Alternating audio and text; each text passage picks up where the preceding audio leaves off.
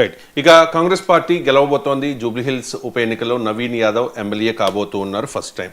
So Revanth ప్రభుత్వ పనితీరుపై సంతృప్తిగా దీన్ని పరిగణించవచ్చా? అండ్ బీఆర్ఎస్ పరిస్థితి ఏంటి? 2023 అసెంబ్లీ ఎన్నికల్లో 39 స్థానాలకు పరిమితమై ఆ తర్వాత 10 మంది ఎమ్మెల్యేలు బీఆర్ఎస్ నుంచి కాంగ్రెస్లోకి వెళ్ళిపోయి ఆ తర్వాత కంటోన్మెంట్ సీటు కూడా కోల్పోయి ఆ తర్వాత జరిగిన లోక్సభ ఎన్నికల్లో ఒక్క సీటు కూడా గెలుచుకోలేక అవమానకర ఇబ్బందికర పరిస్థితుల్లో ఉన్నప్పుడు అండ్ కవిత ఆ పార్టీకి కుటుంబానికి దూరం అవుతూ ఉన్నట్టుగా సంకేతాలు రావడం, ఇవన్నీ జరిగిన తర్వాత జరుగుతున్న ఉప ఎన్నిక చాలా ప్రతిష్టాత్మకంగా తీసుకున్నారు కేటీఆర్ అండ్ హరీష్ కూడా. సో ఖచ్చితంగా గెలవాలి అనుకున్నారు, కానీ గెలిచే అవకాశాలు కనిపించడం లేదు. సో బీఆర్ఎస్ పరిస్థితి మరింత దిగజారబోతోందా? ఈ గెలుపు రేవంత్ ఈ 2 ఏళ్ల పాలనకు రెఫరెండమా? ఎస్ అంటే ఇప్పుడు రేవంత్ రెడ్డి గారే ఒకనొక సందర్భంలో చెప్పారు, అంటే ఓటమి చెందుతుందేమో కాంగ్రెస్ అనే భయంతో ఆయన చెప్పుండొచ్చప్పుడు. ఈ 2 సంవత్సరాల కాంగ్రెస్ ప్రభుత్వానికి జూబ్లీ హిల్స్ ఉప ఎన్నికల్లో విజయం అనేది విజయమైన అది రెఫరెండం కాదు, అది పనితీరుకు ఒక స్టాండర్డ్ పారామీటర్ కాదని రేవంత్ రెడ్డి గారే చెప్పారు.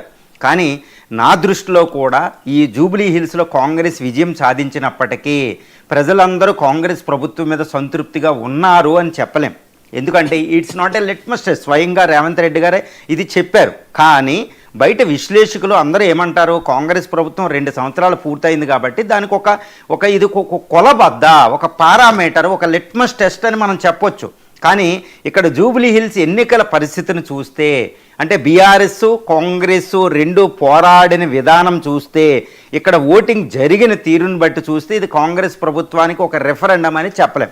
అంటే ఇప్పుడు గెలిచిన తర్వాత కాంగ్రెస్ ఏం చెప్తుందంటే మాకు 2 సంవత్సరాల పాలనకి ఒక కొలబద్ది, ఇది ప్రజలు చాలా సంతృప్తితో ఉన్నారు. అంటే బీఆర్ఎస్ని తిరస్కరించారు, ఇంకా తిరస్కరిస్తూనే ఉన్నారు. బీజేపీకి అయితే డిపాజిట్ కూడా రాలేదు, ఇంకా దాన్ని పూర్తిగా అంటే కాంగ్రెస్కి ఆల్టర్నేటివే లేదు, తిరుగులేని ప్రభుత్వ పనితీరు ఉంది, మా పథకాలు చూడండి అని కాంగ్రెస్ ఇప్పుడు చెప్పిద్ది.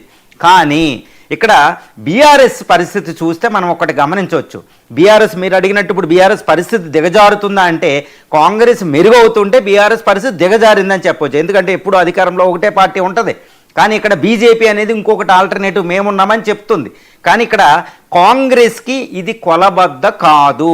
ఇది నా as for as my opinion is concern, it's not a litmus test for the Congress last 2 years ruling అండి, రూలింగ్కి కాదు. ఎందుకంటే ఎన్నో పథకాలు ఇది ఇంకా అమలు జరపవలసిన పరిస్థితి ఉంది. ఎంటైర్ స్టేట్ క్యాబినెట్ సీఎం లెవెల్లో స్టార్ క్యాంపెయినర్గా ఉండడం, బై హుక్ ఆర్ కుక్ ఇక్కడ గెలవడం, ఓటింగ్ పర్సెంటేజ్ తక్కువ నమోదవడం, అంటే న్యూట్రల్ ఓటర్ దూరంగా ఉండడం, ఎన్నో BC trump card, MIM minority ఓటుల్ని ఎటు పోకుండా అభ్యర్థి లేకుండా ఆ పార్టీ సపోర్ట్ తీసుకోవడం, ఇలా ఎన్నెన్నో, అంటే టోటల్ శక్తి సామర్థ్యం అంతా ఇక్కడ పెట్టేసింది. కాబట్టి అది గెలుపు వచ్చింది. అంతేగాని ప్రజల యొక్క కంప్లీట్ ఎంటైర్ స్టేట్ యొక్క అభిప్రాయం కాదు అని అది మనం గుర్తించాలి. ఇక బీఆర్ఎస్ పరిస్థితి దిగజారిందంటే ఇప్పుడు ఇక్కడ చూడొచ్చు, బీఆర్ఎస్ అభ్యర్థి చాలా క్లోజ్ ఫైట్ ఇస్తున్నారు.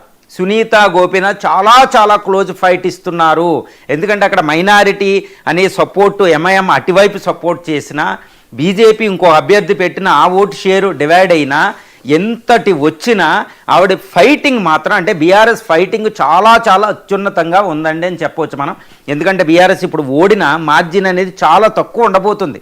కాంగ్రెస్ విజయం అనేది నిశ్చయం, ఇంకా తిరుగులేదు అనమాట. Absolutely Congress is going to get win, it will win, అంటే కాంగ్రెస్ విన్ అవుతుంది. కానీ how much the margin? 1,00,000 margin important. 2 vote షేర్లో 48% షేర్ మాత్రమే రావడం, అంటే మొత్తం 4,01,000 మంది ప్లస్ ఓటర్లు ఉంటే 1,98,000, అంటే 48% ఇక్కడ ఓటింగ్ నమోదు అవ్వడం అనేది బీఆర్ఎస్కి అతిపెద్ద శాపంగా పరిగణించిందని చెప్పవచ్చు. ఎందుకంటే న్యూట్రల్ ఎడ్యుకేటెడ్ ఓటర్స్ బయటికి రాలేదు. ఇక్కడ కాంగ్రెస్